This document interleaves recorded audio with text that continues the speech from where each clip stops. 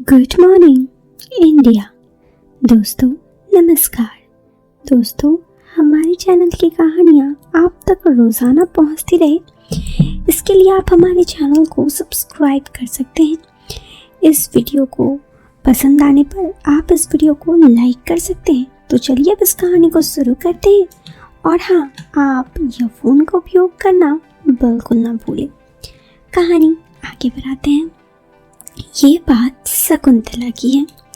नाम के जैसे ही स्वभाव, सुंदर सुशील, लंबे लंबे नैन, लंबे घुंघराले बाल, होठों पे गुलाबी मुस्कान जो किसी को भी अपना दीवाना बना सके। शकुंतला जो कॉलेज में पढ़ती एक बेहद ही खूबसूरत सी अप्सरा थी, मानो वो कहीं की हूर की परी हो। देखने में बड़ी ही खूबसूरत, लेकिन उसके नैन नस्क भी उसके नाम की तरह बड़ी ही खूबसूरत थे। वो हमेशा ही बहुत ही सुलझी हुई थी, ना ज़्यादा किसी से बात करना, ना इधर उधर की बातें करना, हमेशा अपने ही काम पे लगे रहना, ये मानो उसकी बचपन की आदत थी। धीरे धीरे ऐसे ही वक्त बीतने लगा और शकुंतला हमेशा की ही तरह चुप रहने लगी। धीरे धीरे वक्त बीता तो शकुंतला की शादी का उम्र भी आ गया। अब ऐसे में घर वाले हमेशा सिर्फ उसकी शादी के बारे में ये सोचते कि वो तो अपनी ही मर्जी के इंसान से उसकी शादी कराएंगे, उसकी मर्जी तो कभी जाना ही नहीं। खैर, शकुंतला इन सब में भी बहुत ही सुलझी हुई थी। उसने ना ही घर वालों की वजह से शादी को कभी इनकार किया, बल्कि हमेशा ही खुशी खुशी घर वालों की मर्जी से ही शादी करने का सोचा। धीरे धीरे ऐसे ही वक्त बीता और शकुंतला की शादी के लिए उसके घर वालों ने एक लड़का देखा। बेशक वो लड़के की पैसों की कोई कमी न थी, लेकिन क्या जिंदगी में पैसे ही सब कुछ होते हैं? ये ज़रा सोचने की बात थी। लेकिन घर वालों के सामने वो खामोश रही और घर वालों की मर्जी को ही अपनी मर्जी सोच जिंदगी में आगे बढ़ने की सोची। यूँ तो शादी को 3 महीने देर थे और सबको यही सोचता कि उसके पति उसे फ़ोन करे। ऐसे शकुंतला भी सोचती, लेकिन कभी भी अपना इच्छा जाहिर न की। वो इतनी सुलझी जो थी, कभी भी अपनी मन की बात किसी को बताना ये उसने कभी ना सोचा। खैर, उसने जब अपने पति की इंतज़ार तो बहुत की, लेकिन उसके पति फ़ोन न की। हाँ, उसके ससुराल में हर कोई उसकी फ़ोन करके उसके बारे में पूछता। सबके मर्जी से शकुंतला इस रिश्ते में खुश थी।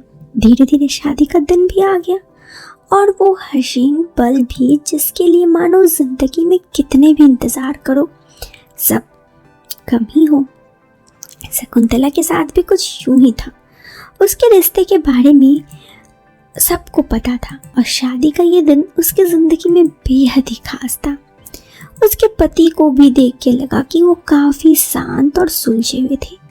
यूँ तो उसके पति से उसकी एक दफ़ा मुलाकात हुई थी शादी से पहले, जब रिश्ता लेकर आए थे, लेकिन कभी अकेले में बात भी ना हुआ और ना ही कुछ। ऐसे में वो अपने पति के बारे में सोच थोड़ी परेशान जरूर थी, लेकिन फिर भी जिंदगी के हजारों सपने अपनी आंखों में संजोए अपनी नई जिंदगी की शुरुआत में शकुंतला अपने ससुराल पहुंची। शादी के रस्म रिवाज में काफ़ी ज़्यादा व्यस्त भी हो गई थी। ससुराल ज़्यादा बड़ा तो नहीं, बस सिंपल सा उसकी सास, ससुर, उसके एक जेठ और एक जेठानी और जेठ की एक छोटा सा बच्चा जो शकुंतला को अक्सर चाची चाची कह के पुकारता।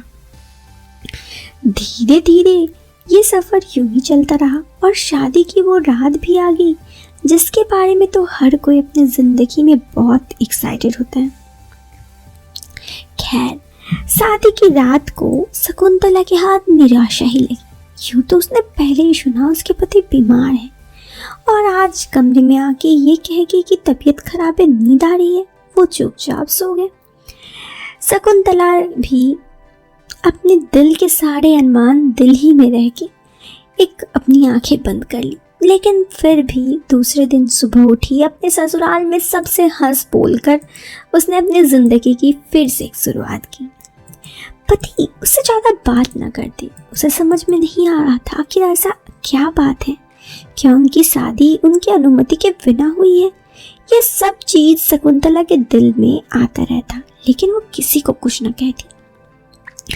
ऐसे ही करते करते करीब शादी के 1 महीने बीत गए। अब तो शकुंतला को शक होने लगा। जिस तरह से उसके पति उससे कभी बात भी नहीं करते और ना ही 2 प्यार की मीठी बोल बोलते, ना उनसे वक्त बिताते, काफ़ी शक होने लगा। जिंदगी में एक औरत को लाइफ में भले ही सब खुशी मिल जाए, लेकिन प्यार वो भी पति से, ये बहुत ज़रूरी था। उसके ससुराल में सब काफ़ी उसे मानते थे। अब धीरे धीरे फिर भी वो अपनी लाज और शर्म की दुहाई लिए चुप रही। लेकिन ऐसे ही काफ़ी दिन बीत गए और देखते ही देखते उसके शादी को पूरे 1 साल बीत गए। इन 1 सालों में उसके पति कभी एक दफ़ा भी उसे प्यार से बात न किए। वो मन ही मन काफ़ी उदास रहने लगी थी। उसे समझ में नहीं आ रहा था आखिर क्या है। लेकिन जैसे ही 1 साल बीते, उसकी सास जो कि पोता पोती की मुंह देखना चाहती थी, हमेशा सिर्फ शकुंतला को पहले बोलती, अब तो ताने देने लगी थी। शकुंतला इन सब चीज़ों से काफ़ी परेशान थी। उसकी तो इन सब में कोई गलती न थी। गलती होगी तो बस ये कि उसने ये दफ़ा अपना पति का बर्ताव किसी को बताया नहीं, ना ही सिर्फ ससुराल में बल्कि अपने मायके में भी किसी को न बताया। इन सब से शकुंतला थोड़ी परेशान जरूर थी। उसे अब भी समझ में नहीं आ रहा था कि आखिर उसकी गलती क्या है। धीरे धीरे यूं ही वक्त बीता। शादी के 2 साल पूरे हो गए थे। अब तो आसपास के लोग भी कुछ न कुछ बोलने लगे, लेकिन ये तो हद हो गई जब सब उन्हें बांझ मांझ कहने लगे, जबकि शकुंतला, उसकी तो कोई इन सब में गलती भी नहीं थी। खैर, एक दफ़ा जब उसके पति से उसने इस बात के बारे में बात की तो उसके पति ने साफ कह दिया कि ये उनसे हो नहीं सकता। और जब शकुंतला ने कहा कि आपने मुझसे शादी ही क्यों की, तो उसने कहा घर वालों की मर्जी थी, मैं क्या करता। शकुंतला ने अपनी सास के बारे में पूछा कि सास जब उसे ये कहती है तो वो क्या कहे। इस पर उसके पति ने जो कहा वो सुनकर शकुंतला की आंखें फटी की फटी रह गई। उसने कहा कि ज़्यादा कुछ नहीं, वो उनके जेठ को उनके पास भेज देंगे। क्या? शकुंतला अवाक रह गई। लेकिन उसके पति ने कहा, देखो, इन सब से कुछ बदनामी भी नहीं होगी और हमारे घर की बात हमारे घर में रहेगी। तुम भी जिंदगी में खुश रहोगी, मैं भी। शकुंतला के पास कुछ रास्ता ना था। फिर वो उसके बात पे मान गई और फिर कई महीने बाद आखिर शकुंतला ने भी सबको वो बात खुशखबरी दे दी कि उसकी गोद भराई है।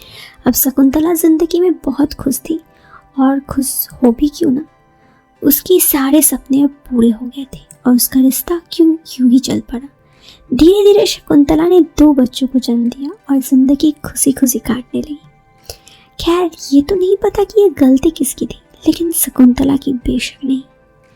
दोस्तों, ये कहानी यहीं पर आप तक मैं लेती हूँ अलविदा। अगर आपको ये वीडियो पसंद आई हो तो आप इस वीडियो को एक लाइक कर सकते हैं। चैनल पर पहली बार आए हैं तो आप चैनल को सब्सक्राइब कर सकते हैं। हम मिलते हैं फिर एक नए वीडियो में एक नया इंटरेस्टिंग टॉपिक के साथ।